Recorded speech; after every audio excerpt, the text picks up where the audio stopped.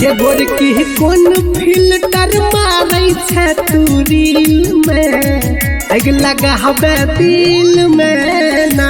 गे गोरकी कोन फिल्टर मारै छै तू रील में आग लगाबे दिल में ना। रिकॉर्डिंग बाय माँ दहला स्टूडियो। के जहने रहै छौ ओठ लाल तेहने गोरे गोरे गाल जहने रहै छौ ओठ लाल।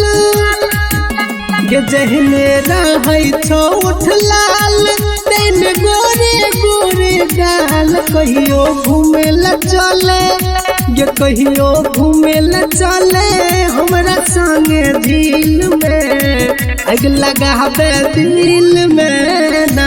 गे गोरकी कोन फिल्टर मारै छै तू रील में आग लगाबे दिल में ना।